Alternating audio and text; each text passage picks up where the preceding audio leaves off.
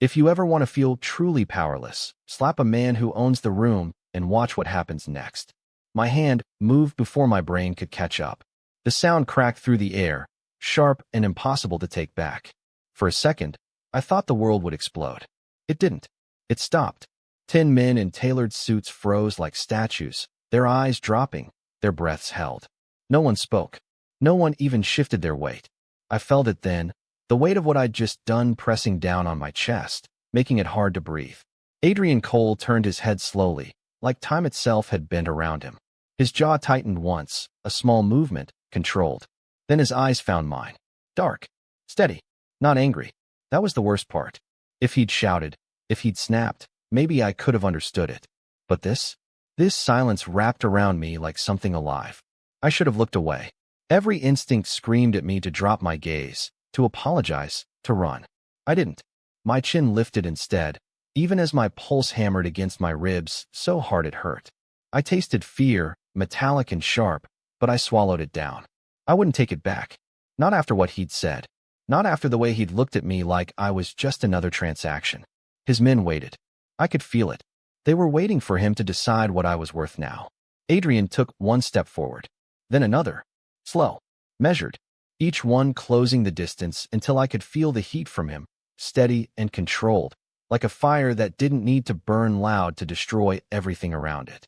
His hand lifted, and for a split second, my body tensed, bracing for something I couldn't predict. But he didn't strike. His fingers stopped just under my chin, tilting my face up a fraction, forcing me to hold his gaze. His touch wasn't rough. It didn't need to be. Look at me, he said quietly. I already was. His eyes searched mine like he was reading something written under my skin. The room stayed silent, stretched thin with tension. You just did something no one has ever done, he added, voice low, almost thoughtful. My throat tightened, but I didn't answer. I didn't trust my voice not to shake. He leaned in slightly, close enough that his words didn't need volume. Now everyone here is waiting to see what I do about it. I felt every pair of eyes in the room without looking. Waiting. Judging. Deciding my fate before it even happened. My heart pounded harder. Then do it, I said, softer than I meant to, but steady enough to carry. Something shifted in his expression. Not anger. Not surprise. Something deeper. More dangerous. His thumb brushed once under my jaw, deliberate, grounding me in place. Oh, I will, he murmured. A pause. A breath.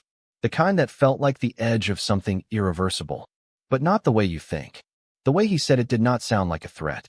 It sounded like a decision already made. My stomach tightened, every nerve in my body screaming that I had just crossed a line I could not uncross. His hand did not leave my chin. It held me there, steady, like I was something he had already claimed. I forced myself not to flinch. Around us, the room stayed frozen. No one spoke. No one dared interrupt. Even the air felt heavier, like it belonged to him too. Adrian straightened slightly, but his eyes never left mine. Everyone, he said calmly, his voice carrying without effort, look at her. I felt it instantly, the shift. 10 men who had been pretending not to see now looked directly at me. Not with curiosity, not even with judgment. With calculation. Like I had become something important in a way I did not understand yet. My chest rose and fell too fast, but I refused to look away. If I broke now, I would disappear in this room. I knew it. Adrian's thumb moved once more, slow, deliberate, like he was reminding me that he controlled the space between us. She just made a choice, he continued, tone almost thoughtful. And choices have consequences. There it was. The moment I had been waiting for. The punishment. The correction. My fingers curled slightly at my sides, bracing for it. But instead of stepping back, instead of creating distance, he stepped closer. Close enough that I could see the faint line of a scar near his temple. The detail, so human, it almost made this feel unreal. From this moment on, he said, still addressing the room, she is under my protection. Silence shifted into something sharper. Confusion. Surprise. But no one questioned him. No one even moved. Because they did not need to. His word had already settled into the room like law. My breath caught. That was not what I expected. Not even close. I turned my head slightly, just enough to glance at the men behind him. One of them frowned, barely. Another lowered his gaze instantly. Whatever this was, it was not normal. My attention snapped back to Adrian. I do not need your protection, I said, my voice quieter now, but still holding. It was the only piece of control I had left. His eyes flickered with something that almost looked like amusement, but it vanished too quickly to name. That is not how this works, he replied. Not harsh, not loud, just certain. His hand finally dropped from my chin, but the absence of it felt louder than the touch. You stepped into my world, he added, his voice lowering so only I could hear. Now my world steps back. A chill ran through me, sharp and immediate. I did not understand what he meant, but I felt it. Something had shifted beyond this room. Something I could not see yet. He turned away from me then, just slightly, enough to signal the end of the moment. The room breathed again. Men shifted. Shoes moved softly against the floor. Life resumed, but slower, more careful. Like everyone was adjusting to a new reality. Adrian spoke to one of his men without looking at me. Prepare the car. That was it. No explanation. No discussion. Just movement forward like everything had already been decided. My pulse spiked. I am not going anywhere with you, I said, louder this time. He paused, just for a second. Then he glanced back over his shoulder, his expression unreadable but absolute. You already are. The sound of the door closing behind us felt louder than anything that had happened inside that room. It echoed in my chest as I stepped into the night air, sharp and cold, like reality had finally caught up with me. I should have walked away. I should have turned left, disappeared into the city, and never looked back. My feet did not move. The black car waiting at the curb looked like it had been there. Forever, engine running, door already open. Of course it was. Nothing about this felt accidental anymore. I crossed my arms, holding my ground for the first time since we stepped outside. I meant what I said. I told him, my voice steady despite the way my pulse refused to slow.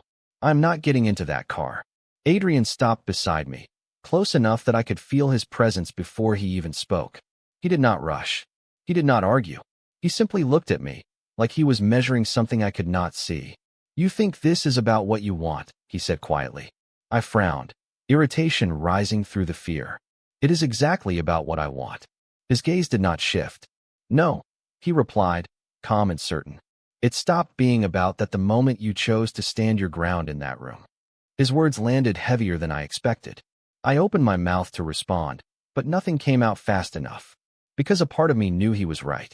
Not about control, not about ownership, but about consequences. The air changed again, subtle but immediate. A car passed slowly down the street, headlights sweeping across us before disappearing into the dark. Adrian's attention flicked toward it for half a second. That was all it took for me to notice the way the men around us shifted, just slightly. Not panic, not fear, awareness, like they were waiting for something I could not see. My stomach tightened. What does that mean? I asked, quieter now. His eyes returned to mine, sharper this time. It means, he said, stepping closer, lowering his voice so it stayed between us. There are people who would have handled that situation differently. A chill ran down my spine. Differently how? I asked. He held my gaze for a long second, like he was deciding how much to say. You drew attention, he answered finally. Attention does not disappear. It moves. My breath caught. I looked over my shoulder without thinking, scanning the street, the buildings, the shadows that suddenly felt less empty. You were saying someone saw that? I asked. I am saying, he corrected softly, someone always sees. The weight of it settled into me slowly, piece by piece, until the city around us did not feel like a place I could walk away into anymore. It felt like something watching back. I hated that feeling. I hated that he was the only one standing there like he understood it. The car door remained open, silent, and waiting. So this is not protection, I said, meeting his eyes again. This is control. Something flickered in his expression, brief but real. Not denial. Not agreement. Something in between. It is both, he said. Honest. Too honest. I swallowed, my thoughts racing, trying to find an exit that did not exist anymore. Because deep down, I could feel it. The shift he talked about. The invisible line I had crossed. The choice I had already made. Adrian stepped back slightly then, just enough to give me space, but not enough to make it real. You can stand here, he said, his voice calm, almost patient. Or you can get in the car. My heart pounded harder as I looked at the open door, then back at him. And if I do not? I asked. He held my gaze, steady and unshaken. Then you find out what happens when my world is not the one that reaches you first. Silence stretched between us again. Not empty this time. Full of everything I could not see. I hesitated for 1 second too long. Then I moved. The moment I slid into the car, the door shut behind me with a quiet finality that made my chest tighten. It was not loud. It did not need to be. It sounded like a decision locking into place. The interior was dim, soft leather and low lighting. The kind of space that felt too controlled to be comfortable. I sat rigid, my hands clenched in my lap, every instinct still telling me to get out while I could. The car did not move right away. That made it worse. Adrian stepped in after me, calm, unhurried, like there was nowhere else he needed to be. The door closed on his side, and just like that, the outside world disappeared.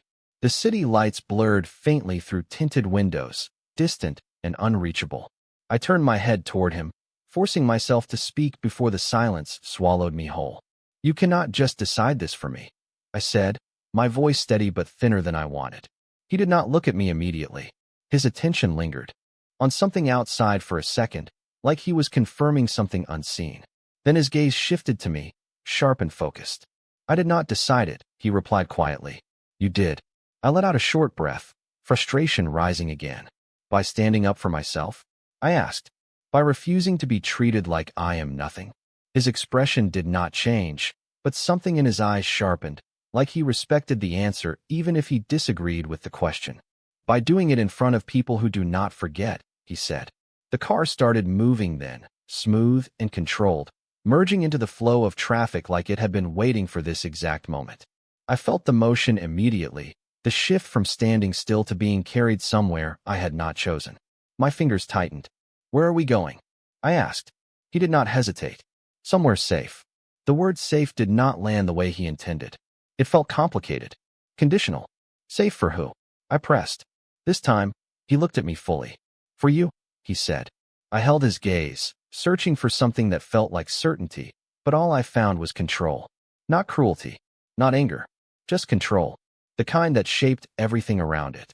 "You keep saying that," I said slowly. "But nothing about this feels like safety." His jaw shifted slightly, a subtle movement that told me I had hit something real. "That is because you are still thinking about this as a choice," he answered. "It is not anymore." The city passed by outside in streaks of light, familiar streets turning unfamiliar as distance grew between me and everything I knew. I leaned back slightly, forcing myself to breathe evenly, to think past the fear that kept creeping in. "Then what is it?" I asked. His gaze held mine for a long second before he answered. "It is a consequence," he said simply. The words settled heavy in the space between us. I looked away first this time, my reflection faint in the dark glass beside me. For a moment, I did not recognize myself. The girl who had walked into that room felt far away now. "And when does it end?" I asked quietly. His answer came without hesitation. "When it is no longer dangerous for you to be seen." My chest tightened again. Sharper this time. "Seen by who?" I asked. The car slowed slightly as it turned onto a quieter street, the city noise fading into something softer, more controlled. Adrian's voice lowered, not out of secrecy, but certainty. "That is what I am trying to prevent you from finding out." Silence filled the space again, but it was different now. Not empty. Not waiting. It felt like something building. Like the beginning of something I could not stop anymore. I swallowed, my thoughts racing, trying to find a way to understand what I had stepped into. "And if I refuse?" I asked, even though I already knew the answer would not change anything. His eyes did not leave mine. "You already did," he said. "That is how we got here." The car came to a smooth stop. I looked out the window, my breath catching as I realized we were no longer in a place I recognized. The building in front of us was tall, quiet, guarded in a way that did not need signs or noise to prove it. I turned back to him slowly. "What is this place?" I asked. He reached for the door handle, calm as ever. "For now," he said, opening it. "It is where you stay." The moment my feet touched the ground, I felt it again. That shift, like the air itself belonged to him here. The building rose above us, all glass and steel, clean lines and quiet authority. No signs, no noise, just presence. I hesitated at the car door, my instincts pulling me backward, telling me to stay where I still had a choice. Adrian did not rush me. He stood a few feet away, watching, hands relaxed at his sides like he already knew how this would end. I hated that. I stepped out anyway. The pavement was cool under my shoes, grounding in a way nothing else felt right now. The doors at the entrance opened before we even reached them. Of course they did. Inside, everything was soft light and polished surfaces, the kind of place that looked expensive without trying. No front desk. No people lingering. Just space. Controlled. Quiet. I slowed slightly, my eyes moving over everything, searching for something familiar, something normal. There was nothing. Adrian walked beside me, not touching, not guiding, but I could feel the direction of his presence. Like a current I could not step out of. "This is temporary," he said, as if reading the tension in my shoulders. I let out a breath that almost sounded like a laugh. "Temporary does not usually come with locked doors," I replied. His gaze flicked toward me, sharp but not offended. "Nothing is locked," he said calmly. I stopped walking. That made him stop too. I turned to face him fully, crossing my arms again, holding onto the last pieces of control I could find. "So I can leave?" I said. Not a question. A challenge. He held my gaze for a second, then nodded once. "You can try." The words settled heavier than if he had said no. I stared at him, searching for the catch, because there had to be one. "There is always a condition," I said quietly. "Say it." His expression did not change, but something in his eyes shifted, like he was choosing honesty over comfort. "You walk out that door," he said. "You do it without my protection." A pause, just long enough for the meaning to sink in. "And you accept whatever follows." My throat tightened. There it was. Not a threat. A reality. I looked past him toward the glass doors behind us, the city still visible beyond them, still close enough to reach. But it did not feel the same anymore. It felt distant, uncertain, like stepping into it would mean stepping into something waiting. I hated that he had turned my world into a question mark. I turned back to him slowly. "You make it sound like I do not have a real choice," I said. His answer came without hesitation. "You have a choice," he said. "You just do not like the options." Silence stretched between us again, but it felt different now. Less explosive, more grounded, like something had settled into place whether I agreed with it or not.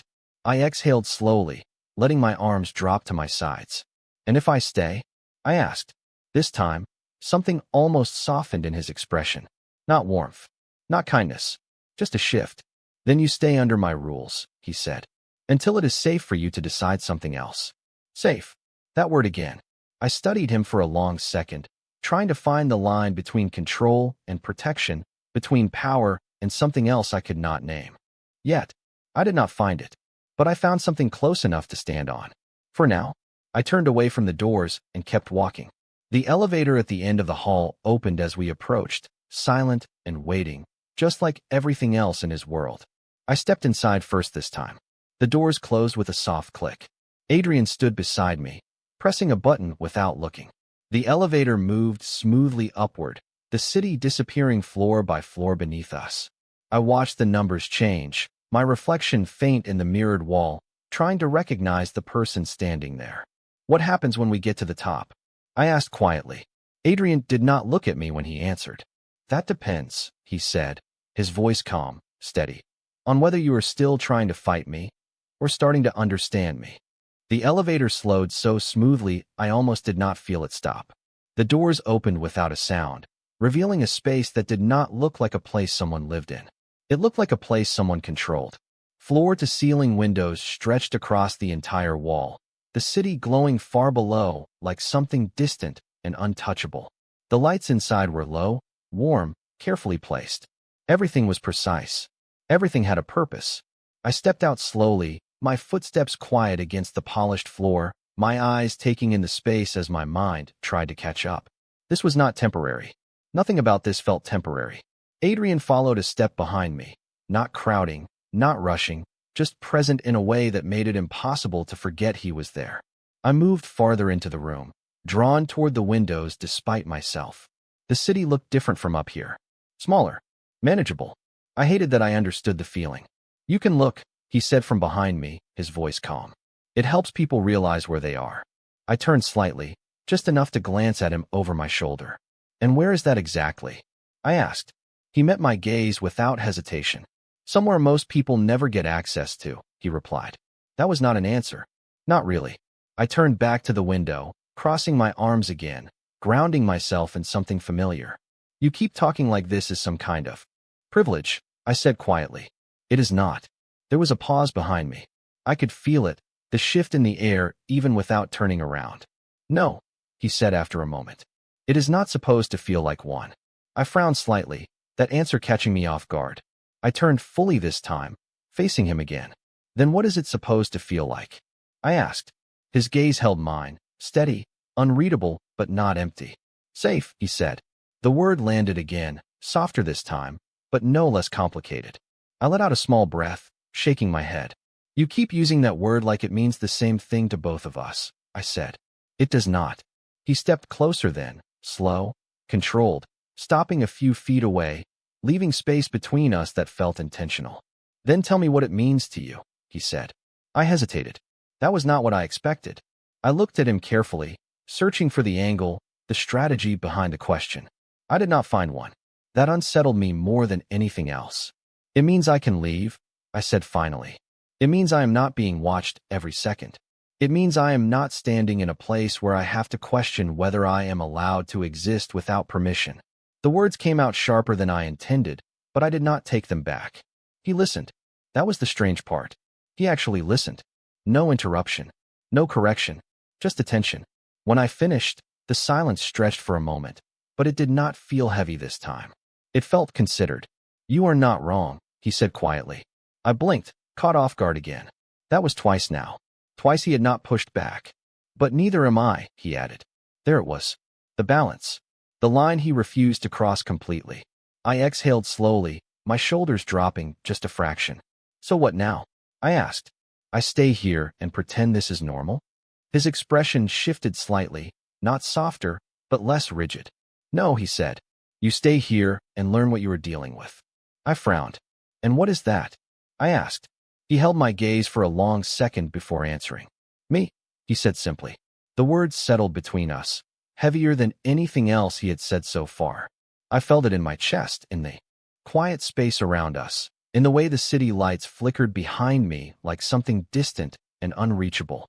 I should have stepped back. I should have created distance. I did not. And what happens when I decide I do not like what I learn? I asked, my voice quieter now. His answer came just as calm, just as certain. Then you will have to decide whether leaving is worth the risk. Silence fell again, but this time it felt different. Not like something waiting to happen, like something already in motion. I turned back, toward the window, my reflection staring back at me faintly in the glass. For the first time since this started, I did not feel like I was standing at the edge of something. I felt like I was already inside it, and I had no idea how deep it went. I realized something was wrong before anything actually happened. It was not a sound, not a movement. It was the way Adrian went still, completely still. His gaze shifted past me, just slightly, not enough for anyone else to notice, but enough for me to feel it. The air in the room changed again, tighter, sharper, like something unseen had just stepped closer. My chest tightened instinctively. What is it? I asked, my voice lower now, matching the shift I could not fully explain. He did not answer right away. That told me everything. Adrian moved toward the window, slow but deliberate, his attention fixed on something below. I turned, following his line of sight, but all I saw was the city. Lights. Cars. Movement that looked normal from 30 floors up. You said this place was safe? I said, the words coming out more tense than before. It is, he replied, but his voice had changed. Still calm, but sharper now. Focused. For most things. That did not help. My pulse picked up, the earlier sense of control slipping through my fingers. And the things it is not safe from. I pressed. This time, he looked at me. Direct. Intent. Those are the things I handle before they reach you. The way he said it made my stomach drop. Not dramatic. Not exaggerated. Just fact. I stepped closer to the window, my eyes scanning the street below more carefully now, searching for something I did not even know how to recognize. You said attention moves, I said slowly. Is this what you meant? He did not deny it. That was enough. Silence stretched between us, heavier than before. I could feel it building again, that sense that something had already started and we were just waiting for it to show itself. I turned back to him, my voice tighter now. Then tell me what I am supposed to do. His expression did not soften, but it shifted, like he had expected that question. You stay here, he said. You do not go near the windows again tonight. And you trust that I am already ahead of it. I almost laughed, but it did not come out right. Trust, I repeated. You expect me to trust you after everything that just happened? His eyes held mine, steady, unshaken. No, he said. I expect you to understand that I am the only reason nothing has happened yet. That landed harder than I wanted it to. Because part of me believed him. I hated that part. I stepped back from the window slowly, my mind racing, trying to piece together something solid in a situation that refused to stay still. And if you are wrong? I asked quietly. His answer came without hesitation. Then I fix it. Not aggressive. Not loud. Just certain. The kind of certainty that did not leave room for doubt. I swallowed, my hands tightening slightly at my sides. You talk like everything is already under control, I said. Like you know exactly what is coming. He held my gaze for a long second before answering. I do not need to know exactly, he said. I just need to know enough. A faint sound pulled my attention back toward the window. Not loud, just different. I froze, my breath catching as I tried to place it. Movement. Subtle. Too far to make out clearly, but enough to trigger something deep in my instincts. I looked at Adrian again, my voice barely above a whisper now. You see that too, do not you? His expression did not change, but something in his eyes confirmed it. He had seen it long before I did. Stay back, he said quietly. This time, I did not argue. I took another step away from the glass, my heart pounding harder with every second that passed. The city outside no longer looked distant. It looked closer, too close. And for the first time since this started, I understood something clearly. This was not about control anymore. This was about timing. And whatever was coming was already closer than I wanted it to be. The seconds stretched until they felt unnatural, like the room itself was holding its breath. I stayed exactly where I was, every instinct screaming to move, but every warning in his voice keeping me still. Adrian did not rush. That was the part that unsettled me the most. He did not react like someone surprised. He reacted like someone confirming a suspicion. His attention stayed fixed on the city below, but his focus had sharpened into something precise, something controlled in a way that made everything else feel unpredictable by comparison. It is closer than I thought, he said quietly, almost to himself. My chest tightened. What is? I asked, my voice barely steady. He did not answer immediately. Instead, he reached into his pocket and pulled out his phone, his movements calm, deliberate, like every second mattered but none were wasted. He said a few words into it, low and controlled, too quiet for me to catch everything, but I understood enough. Instructions, not questions, never questions. He ended the call just as smoothly and slipped the phone away like nothing had changed. Everything had changed. You need to stay away from that side of the room, he said, finally looking at me again. This time, there was no room for argument in his tone. I nodded before I could stop myself. That was new. I hated that it felt natural. I took another step back, putting more distance between me and the glass, my eyes still drawn toward it even when I tried not to look. You said you were ahead of this, I said quietly. Does this look like ahead? His gaze did not waver. Yes, he replied. Because we are still having this conversation. The meaning settled into me slowly, like something cold slipping into place. If he had not been ahead, I would not be standing here asking questions. I would not be standing here at all. The thought sent a sharp chill down my spine. I wrapped my arms around myself without realizing it, grounding in the only way I could. Adrian noticed. Of course he did. He always noticed. He moved then, closing the distance between us in a few quiet steps, but he did not touch me. He just stood there, close enough that I could feel the steadiness of him, the way his presence did not shift even when everything else did. Listen to me, he said, his voice lower now, more focused. Whatever you think you saw, whatever you think is happening, you do not act on it. You let me handle it. I swallowed, my throat tight. And I just stand here and trust that? I asked. He held my gaze, unflinching. No, he said. You stand here and understand that reacting without knowing will make it worse. That stopped me, because it made sense. I hated that it made sense.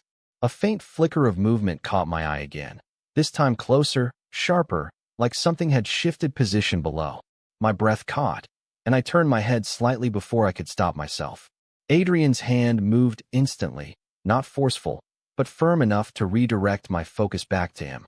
Do not, he said quietly. The single word held more weight than anything else he had said. I froze, my pulse racing, my attention snapping back to him fully. For a moment, neither of us spoke. The silence pressed in again, but it felt different now. Tighter. Closer. Like whatever was coming had crossed another invisible line. You said attention moves, I whispered. So what happens when it arrives? His eyes did not leave mine as he answered. Then I decide what it sees. The confidence in his voice did not sound like arrogance. It sounded like experience. Like he had done this before. Too many times. I felt it then, deep in my chest. A realization that settled heavier than anything else so far. This was not new to him. This was normal. I was the only one standing here trying to understand something he already lived inside. Another second passed. Then another. The tension did not break. It built. And somewhere in the distance, something shifted again, subtle but undeniable. I did not look. Not this time. I kept my eyes on him, steady, even as my heart refused to slow. And if it does not like what it sees? I asked quietly. Adrian's expression did not change. Then it learns, he said, his voice calm, controlled, absolute, that it chose the wrong place to look. The moment it happened, I did not see it first. I felt it. A shift so subtle it should have gone unnoticed, but it did not. The air changed, like the room itself had drawn a line and something had just crossed it. Adrian did not move right away. That told me everything. His eyes stayed on mine, steady, controlled, but something deeper sharpened beneath the surface. He already knew. It is here, I said before I could stop myself, my voice barely above a whisper. He did not correct me. He did not reassure me. He simply nodded once, slow and certain. My chest tightened, every instinct telling me to turn, to look, to confirm what I could already feel pressing against the edges of this place. I did not move. Not this time. Because he had told me not to. And for the first time, I understood why. A faint sound echoed somewhere beyond the walls, distant but real, like a reminder that this space was not as untouchable as it looked. I swallowed, my hands tightening at my sides. What happens now? I asked quietly. Adrian stepped closer, not rushed, not tense, but deliberate, placing himself between me and the rest of the room without making it obvious. It was instinctive, protective in a way I had not expected. Now, he said, his voice low and steady, we let them realize they are too late. The words sent a chill through me, sharper than anything before. Too late for what? I wanted to ask, but the answer was already forming in the silence around us. This had never been about reacting. This had been about timing. About staying ahead long enough that whatever came next could not reach me first. Another second passed. Then another. The tension did not break.